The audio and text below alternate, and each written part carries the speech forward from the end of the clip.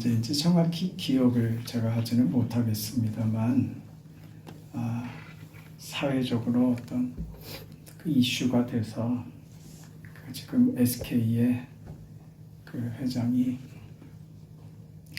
감옥에 갔다가 그 출소하는 장면이 뉴스에 이렇게 큼지막하게 그 보도가 된 것을 기억하고 있어요.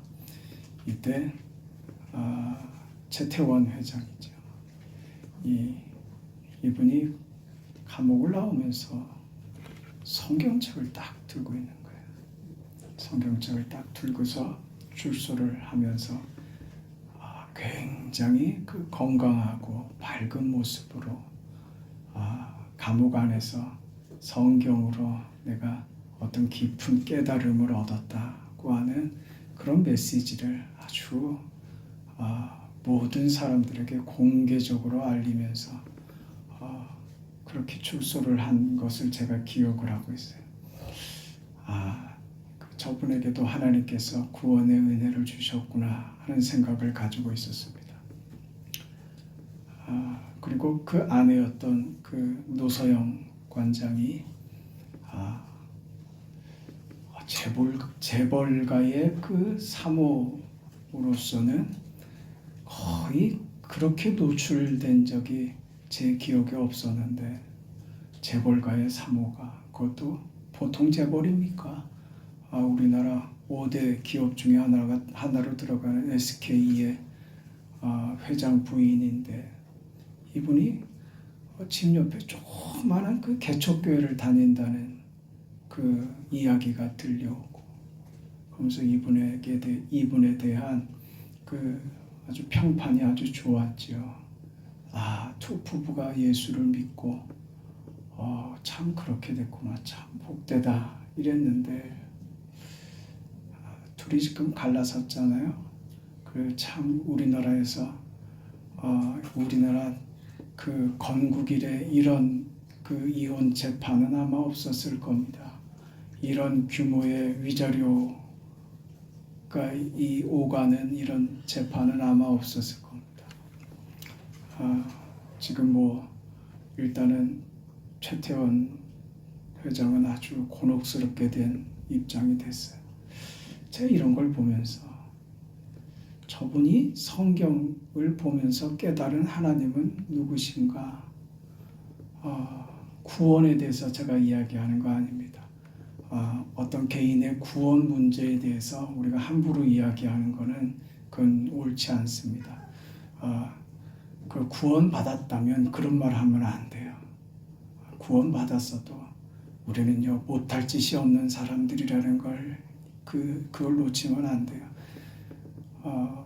그 구원받은 그 문제를 논하는 것이 아니라 저분은 도대체 성경에서 그 하나님이 기뻐하시는 그 삶이, 그리스도인의 삶이 무엇이라고 배웠고 무슨 답을 얻었길래 저렇게 당당했고 저렇게 얼굴빛이 환했었는데 내가 생각한 것과는 전혀 다른 해답을 얻고 나왔던 것이 아닌가 하는 의심을 지울 수가 없었죠.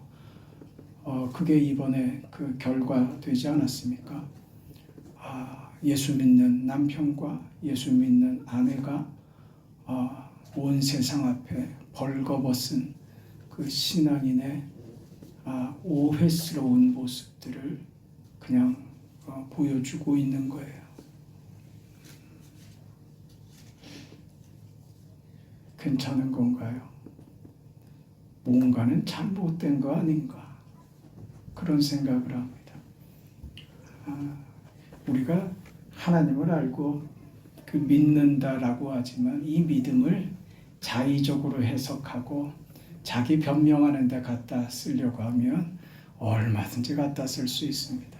지금 제가 볼 때 최태원 회장은 그러고 있는 것 아닌가 하는 생각을 지울 수가 없는데, 우리 신앙이 삶에서 드러나게 되어 있는데 삶에서 이런 비상식적이고 비논리적이고 그러면서 본인은 떳떳하고 당당하고 자유롭고 이건 이건 교회에서 가르치는 것이 아닌데, 이건 성경에서 가르치는 것이 아닌데 왜 오늘날 신자들 속에 이런 모습이 자꾸 비춰지고 있는가 하는 겁니다. 이건 비단 최태원 회장만의 문제는 아닙니다. 여러분 오래전 영화인데 그 이창동 감독이 만든 영화 밀양이라고 있습니다. 그 영화 배우 그 여주인공은 전도연 씨가 했고, 그의 뒤에서 햇빛처럼 그 뒤를 감싸고 있는 사람은 그 송강호가 그 역을 맡았죠. 사실 저 개인적으로 감독이나 그 남자 배우나 마음에 들어하지 않는 사람들입니다만, 그렇게 하면 우리가 세상을 살 수가 없어요. 이 영화는 분명히 신앙에 대한, 성경에 대한 분명한 그 비뚤어진 그 시선을 가지고 있는 게 분명합니다. 그러나 오늘 제가 이 영화의 이 이야기를 꺼내는 것은 우리가 오늘 배워야 할 것이 있기 때문에 그렇습니다. 최태원 회장의 경우와 마찬가지로 오늘 우리가 현실을 살면서 믿음으로 산다는 것에 대한 어떤 오해 말입니다. 그 영화 밀양이라는 그 영화는 그 밀양을 왜 밀양으로 했을까? 영화 제목도 밀양으로 하고 그 지역도 왜 밀양으로 했을까? 밀양은 경남입니까? 경북입니까? 경남 밀양, 그렇죠. 그건 뭐가 있나? 합천으로 하면 좀 더 좋았을 거라는 생각도 하는데 합천은 아무도 안 갖다 쓰는 것 같아요. 왜 밀양으로 했을까? 밀자가 그 은밀하다 할 때 그 밀자거든요. 그 양자는 볕 아닙니까? 볕. 그 은밀하게 비추는 햇볕입니다. 이게 영화의 그 배경으로 깔리는 거예요. 송강호는 사실 이 전도연에게 있어서 밀양 같은 존재였던 거죠. 뒤에서 묵묵하게 뒤를 봐주고 보호해주고 어떤 그 따뜻한 햇볕이 되어주는 그런 존재로 그렇게 영화를 그렸던 것 같아요. 이 여주인공의 이름이 신혜입니다. 누구라고요? 이런 것도 잘 기억하지. 여주인공의 이름이 신혜인데 아들이 하나 있었어요. 그 아들의 이름은 준이에요. 그 아들을 데리고 이 신혜가 남편의 고향인 밀양으로 내려갑니다. 남편이 죽었거든요. 그래서 남편의 고향에 내려가서 조그맣게 그 피아노 학원이나 하면서 그렇게 그 아들 데리고 이렇게 살 마음으로 그럴 요량으로 지금 밀양으로 내려갑니다. 남편의 고향이라고 하지만 그 처음 내려가는 동네 아닙니까? 그래서 가볍게 보이고 싶지 않아서 자기가 돈을 그래도 좀 가지고 있는 것처럼 땅을 알아보러 다녀요. 그리고 자기 아들은 그 학원에 보내게 되죠. 학원 원장이 이 준이 엄마가 그 땅 보러 다닌다는 것을 알게 되고 이 아이를 납치합니다. 돈을 뜯어낼 심산이죠. 그런데 이 유괴한 일이 그저 납치하는 정도에서 끝나지 않고 결국 이 아들 준이가 원장의 손에 죽고 말아요. 아들이 죽었다는 사실 때문에 그 정신분열에 이르기까지 됩니다. 그래서 이 주인공 누구라고요? 신혜. 주인공 신혜가 잘 기억하고 계세요. 내가 또 물어볼 테니까. 주인공 신혜가 교회를 다니게 돼요. 교회 가서 예배를 드리고 하던 중에 자기 속에 쌓여 있던 이 원한과 불만과 이 쌓여 있던 이 감정을 폭발하게 되죠. 한을 다 토해냅니다. 울분을 다 토해냅니다. 그리고 점점 신앙생활을 더 진지하게 하게 됐지요. 그래서 교회 생활을 열심히 참석하고 전도도 하고 사람들 앞에서 간증도 하고 그렇게 예배 생활을 하다가 어느 날 용서에 대한 그 메시지를 듣고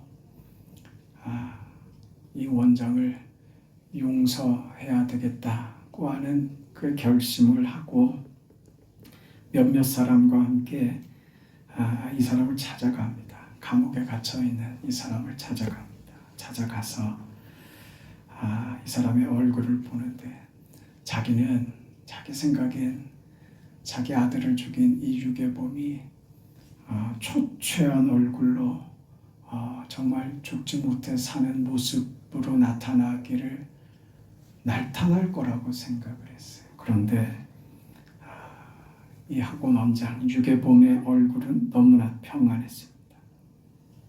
너무 편안했어요. 밝은 얼굴로 이 시내한테 이렇게 말합니다. 자기가 이제 이 감옥에서 예수 믿게 됐는데 하나님께서 내가 하나님께 내 죄를 다 고했더니 하나님께서 내 죄를 다 용서해 주셨다. 그래서 내가 지금 이렇게 마음이 편하다. 당신도 예수를 믿고 교회 다닌다고 하니 참 반갑다. 그러고 있는 거예요. 이 말을 들은 시내가 도무지 이 상황을 이해할 수도 받아들일 수도 없었습니다. 그래서 그 자리를 박차고 나와서 아주 혼란에 빠진 채 땅에 주저앉습니다. 그리고 하나님께 이렇게 외치는 거예요. 아니 내가 용서하지도 않았는데 하나님은 무슨 권리로 저 사람을 용서한다는 말입니까? 내가 용서하지 않은 사람을 하나님이 용서하면 그것으로 끝난다는 말입니까? 라고 반항하면서 하나님께 대해 반항하기 시작합니다. 그래서 그는 하나님을 향해 십계명을 하나씩 어겨가면서 노골적으로 하나님에 대해서 저항합니다. 자신이 용서하러 갔는데 범인은 하나님께로부터 용서를 받았으니 참을 수가 없었던 것입니다. 이게 그 밀양이라는 영화의 전체적인 줄거리 골격입니다. 그 마지막은 시내가 머리를 깎는데 뒤에서 햇볕처럼 송광호가 뒤에서 거울을 받쳐주고 있죠. 이 영화의 화두는 굳이 그 기독교에 대해서 무슨 흠집을 내려거나 기독교에 대한 어떤 그 오해를 주기 위해서 만들었다고는 생각하지 않습니다. 용서가 이렇게 어렵다는 겁니다. 이제 용서할 마음의 준비가 됐다고 이제 나도 저 사람을 용서할 수 있는 그런 마음의 평온을 찾았다고 생각했지만 전혀 그렇지 않은 자신을 발견한 것입니다. 여러분 우리가 제가 먼저 말씀드렸던 것처럼 이 이야기는 성경에 대한 그 기본적인 오해를 다 가지고 있습니다. 여러분 하나님 앞에 회개하여 죄사함을 받는 건 맞는 말입니다. 그러나 회개하여 용서함을 받았다고 해서 그것이 그걸로 다 끝난다라고 말하면 안 돼요. 하나님하고 해결했으니까 난 됐다. 당신과의 관계는 사실 의미가 없어졌다. 하나님하고 이미 결정받다. 지금 이 태도 아닙니까? 이건 신앙인의 태도 아닙니다. 회개는 돌이켜서 본래 자리로 가는 거예요. 그저 값싸게 회개했으니 이제 난 됐다라고 사죄 편의주의로 가면 안 돼요. 성경이 그것을 가르친 바가 없습니다. 내가 만약에 어떤 상대에게 잘못했다면 물론 먼저 하나님께 회개를 해야죠. 그러나 그 문제를 그 사람하고 풀어야 합니다. 그게 오늘 설교 제목입니다. 따라 한번 해볼까요? 땅에서 풀면 하늘에서도. 네, 땅에서 풀어야 하는 거예요. 용서는 우리가 땅에서 풀어야 하는 문제라는 거예요. 성경이 이렇게 얘기했지. 하나님하고 해결했으니까 됐다. 이건 회개한 자세가 아닌 거지. 그리고 내가 용서할 수 있을 것 같이 찾아갔지만 결국 용서하지 못하는 나를 보죠. 용서는 어려운 겁니다. 어려운 거예요. 그리고 그 용서가 어렵다는 것은 내가 용서할 실력이 없다는 거예요. 우리는 용서할 실력을 가지고 있지 못해요. 그게 그냥 되지 않습니다. 그걸 모르고 있는 거예요. 그래서 예수님께서 형제가 죄를 범하면 어떻게 해야 하는가?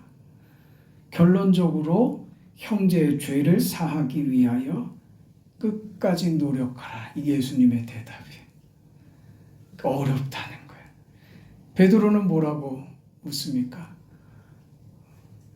예수님, 형제가 나한테 잘못하면 7번 용서하면 되겠습니까? 칭찬 들을 줄 알았죠. 근데 까무러칠 대답을 듣는 거예요. 7번이 아니라 7번을 70번이라도 해야 된다. 끝이 없다는 거죠. 이만큼 하면 되는 게 아니라는 거예요. 우리가 세상을 살면서 우리가 겪어내야 되는 이 세상의 삶에요. 이만하면 됐다는 없다. 이게 답인 거예요. 끝까지 하라. 또 그러면 또 해라. 또 때리면 또 맞아라. 이게 어려운 겁니다.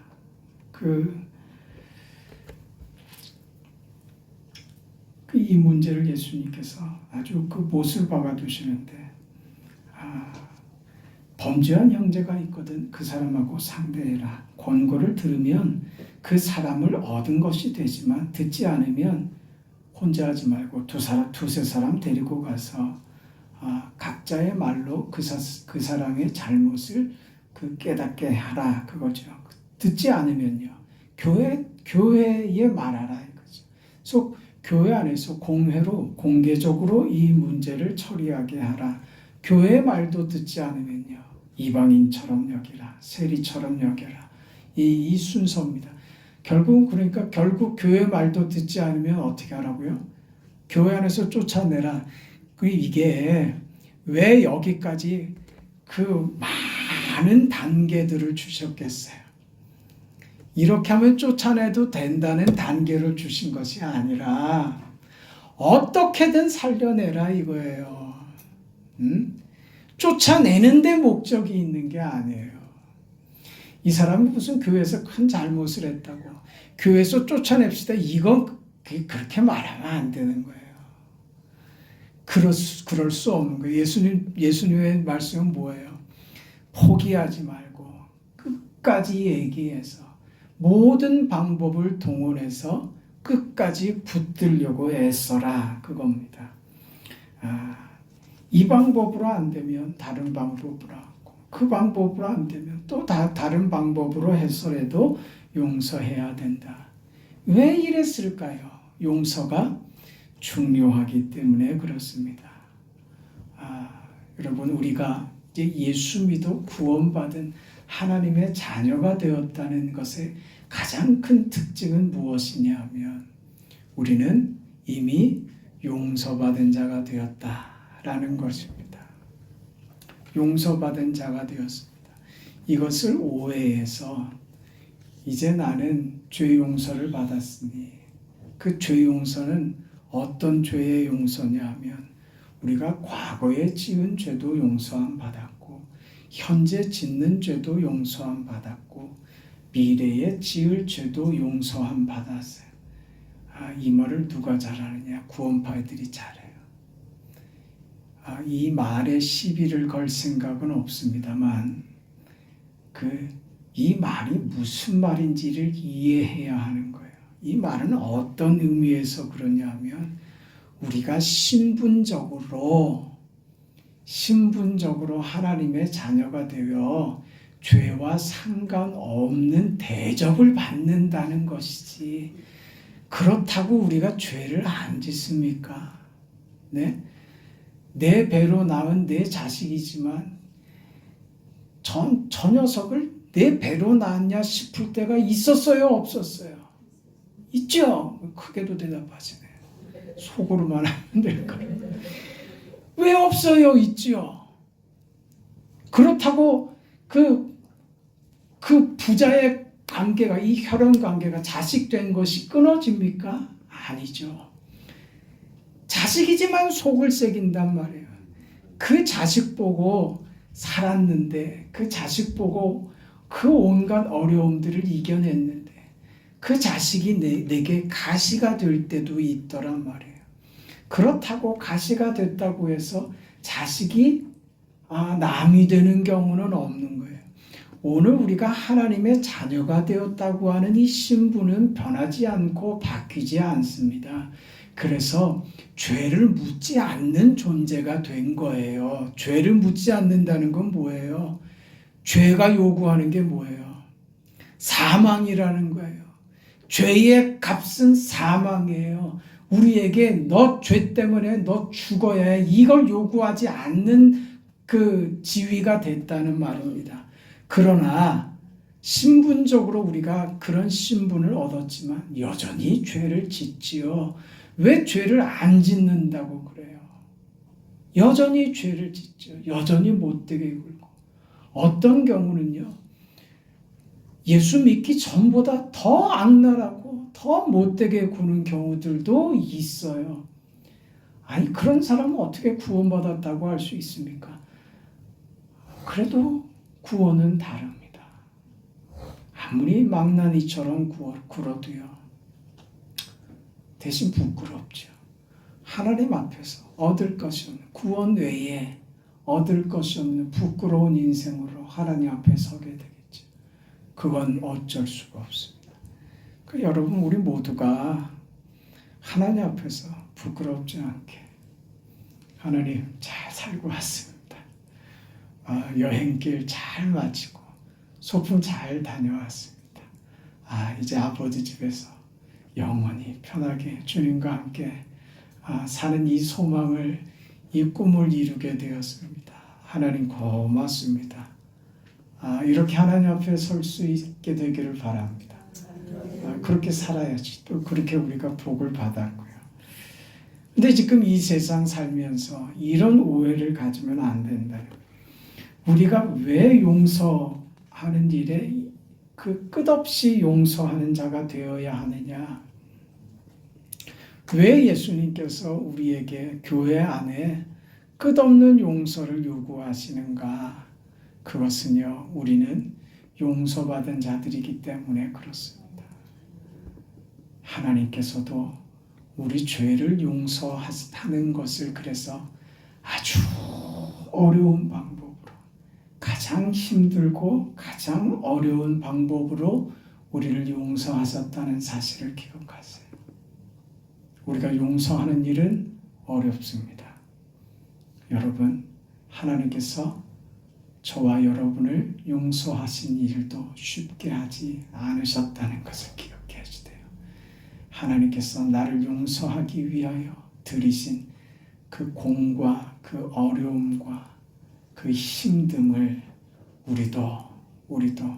우리가 용서하는 일에 써야 된다. 그겁니다. 어떻게 용서하셨습니까? 십자가로 용서하셨잖아요. 십자가가 얼마나 고통스러운 것인지, 이 용서를 왜 이렇게 고통스럽고 힘든 방법을 택하셨는지 기억해야 됩니다. 주님께서 십자가를 지시기 전에 채찍을 맞습니다. 이 채찍은 가죽끈 끝에 그 가죽끈을 9가닥으로 엮어놨는데 9가닥의 가죽끈 끝에는 그것은 그 뼈 조각 같은 것으로 갈기를 만듭니다. 그리고 그 채찍을 내리치는 거예요. 그러면 그 긴 가죽끈이 9가닥이 예수님의 몸을 전체적으로 휘감죠. 그리고 그 끝에 달린 뼈 조각이 몸을 파고드는 겁니다. 확 박히죠. 그리고 확 뜯어내는 거예요. 그 살점이 뜯겨나가는 겁니다. 예수님께서 십자가 달리실 때 대못을 두 손과 발에 박히십니다. 그리고 십자가에 매달리시죠. 그러면 몸에 힘이 없어서 몸에 하중이 생기고 몸이 쭉 늘어지죠. 그때 대못에 박혀있는 손과 발이 찢어지는 겁니다. 그렇게 피를 흘리신 겁니다. 가시관으로 된 관을 쓰십니다. 십자가에 달려있는 동안에 머리에서 피가 흘러내립니다. 로마 군병이 허리에 창을 찔러서 물과 피를 다 쏟으십니다. 주님께서는 우리 인간이 겪을 수 있는 육체적인 고통, 정신적인 고통의 극한을 겪어내십니다. 왜요? 용서가 이렇게 어려운 거란다. 이걸 우리에게 가르쳐 주기 위해서. 너의 용서는 이렇게 이루어졌다는 것을 알게 하기 위한 것입니다. 용서가 얼마나 고통스러운 것인지를 몸소 보이신 것입니다. 여러분, 우리가 이 용서를 받은 겁니다. 이 용서를 받은 자로서 내가 용서 못할 사람이 어디 있겠습니까? 내게 아무리 해를 끼친 사람이라 할지라도 내가 용서하지 못할 일이 무엇이 있겠습니까? 이걸 알게 하시는 거예요. 하늘의 땅에서 풀면 하늘에서도 풀립니다. 여러분 인생에 푸는 인생을 사셔야 돼요. 네, 이 땅에서 푸셔야 돼요. 그 앙심을 가지고 저놈은 반드시 잘못돼야지 돼. 그걸 가지고는 우리 인생이 피폐해져요. 얻는 것이 없습니다.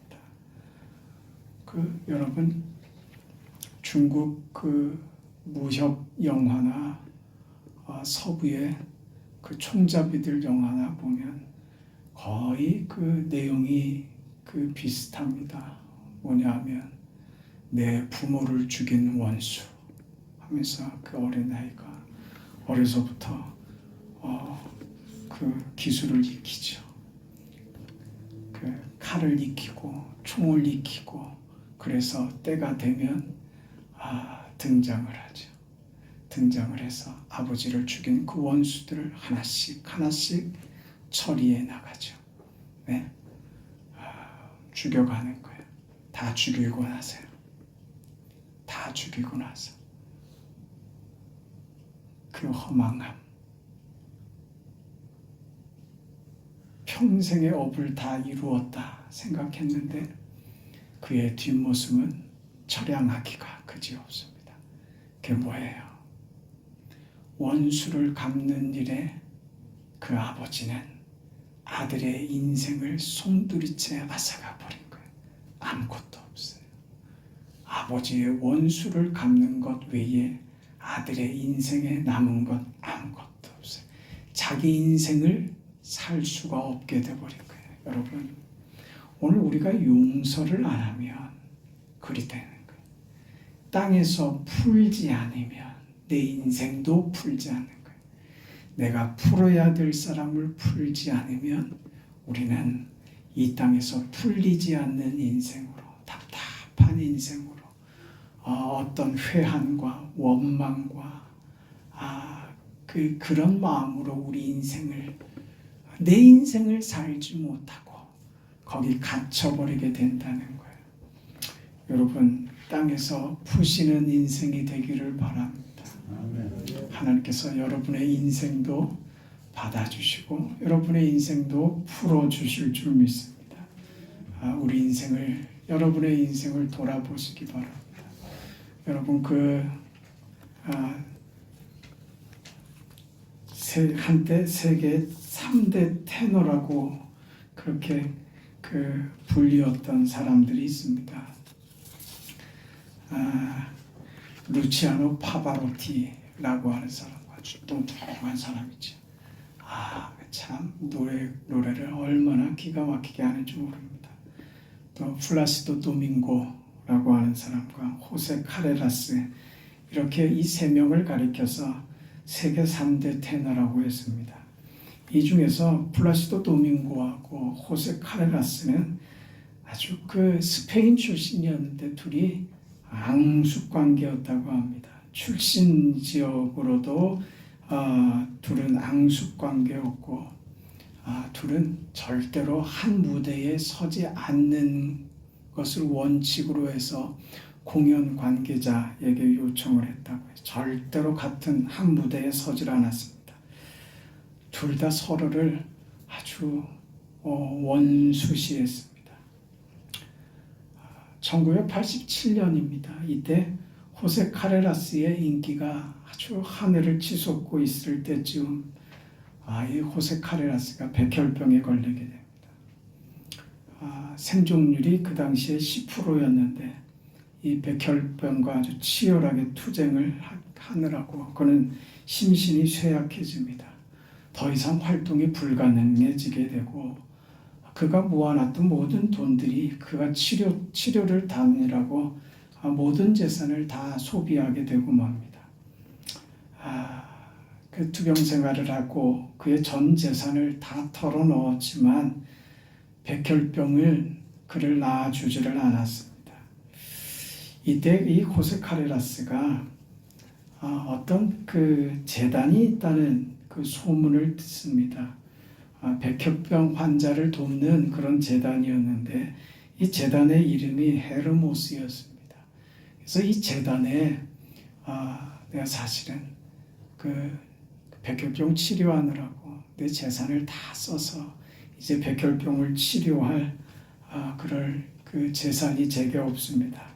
도움을 제가 구합니다. 제가 나중에 또 돈을 벌게 되면 그때 이 재단을 위해서 후원할 수 있는 사람이 되도록 하겠습니다.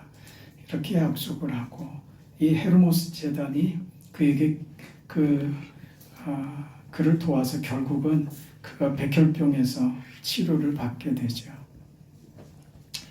약속했던 대로 이 호세 카레라스가 이 헤르모스 재단에 직접 나중에 건강한 몸으로 이 재단에 찾아가서 기부금을 내고 감사의 뜻을 표합니다. 그때 우연히 이 호세 카레라스가 이 헤르모스라고 하는 이 재단의 정관을 훑어보게 됐는데 깜짝 놀랐어요. 이 재단을 설립한 사람이 다름 아닌 도밍고였던 겁니다. 나중에 그는 알았습니다. 도밍고가 이 재단을 설립하게 된 이유를 알았습니다. 그래서 또 놀랐죠. 도밍고가 이 재단을 설립한 이유는 바로 카레라스를 치료하기 위해서였습니다. 둘의 관계가 너무 좋지 않았기 때문에 이 도밍고의 도움을 카레라스가 절대 받지 않을 것이다. 굉장히 이를 수치스럽게 생각할 것이라고 생각하고 몰래 자신의 이름을 감추고 이 재단을 설립하는 방식으로 해서 카레라스를 도왔던 것입니다. 그래 카레라스는 감사의 눈물을 흘리지 않을 수 없었죠. 그래서 카레라스가 어느 날 스페인 마드리드에서 도밍고의 공연이 있었는데 그 공연장에 직접 찾아갑니다. 카레라스는 그 공연 도중에 무대 위로 올라가서 도민고 발 앞에 겸손하게 무릎을 꿇고 공개적으로 감사의 말을 전했습니다. 그리고 그동안 당신을 미워했던 나의 허물을 용서해 달라고. 그래서 두 사람은 그 자리에서 힘껏 껴안고 세계적인 그 위대한 그 세계적인 테너 두 사람이 이제 바꿀 수 없는 우정을 싹 틔우는 그런 관계가 되었다라고 하는 겁니다. 여러분이 이게 땅에서 메고 땅에서 푸는 겁니다. 땅에서 푸세요. 그러면 여러분의 길도 풀리는 겁니다. 이 용서하는 거예요. 하나님께서 우리를 십자가라는 방법으로 용서하신 것처럼 우리도 그 십자가의 방법으로 어떤 일이든 십자가로 상대하세요. 그러면 그 십자가가 여러분으로 하여금 받아들이게 하고 포용하게 하고 웃고 손잡을 수 있게 만들 겁니다. 그런 여러분 인생이 되기를 바랍니다. 그렇게 웃기를 바랍니다. 네, 짜증내지 마시고 웃으세요. 네, 목사 이렇게 째려보는데도 웃으세요. 네, 우리가 저주하고 화낼 대상은 없습니다. 모두를 향해서 여러분의 선한 웃음을 이렇게 보일 수 있는 그런 인생 되시기를 축원합니다. 걸어가시고 자비하신 아버지 하나님, 우리가 하나님의 자녀 되었다는 것이, 우리가 하나님의 용서를 받았다는 것이 무엇인지 알고 정말 위대한 인생을 하나님이 기뻐하시고 하나님이 우리 생애 가운데서 보이시는 축복된 인생을 모두가 살아갈 수 있도록 은혜를 베풀어 주시옵소서. 아멘. 우리가 인생을 살지만 우리가 해낼 수 없는 인생의 무게들이 우리를 얼마나 힘들게 하는지 우리는 사실은 이겨내기보다 그냥 포기하고 주저앉고 손을 놔버리는 경우들이 너무나도 많습니다. 아버지 하나님, 우리 스스로 할 수 있는 힘이 없사오니 우리에게 믿음을 주시옵소서. 우리에게 은혜를 주시옵소서. 그 하나님의 영광된 삶을 살아낼 수 있는 성도들이 다 되게 하여 주옵소서. 땅에서 푸는 자들이 되게 하여 주시옵소서. 땅에서 풀려 하늘에서도 풀리는 인생을 살게 하여 주시옵소서.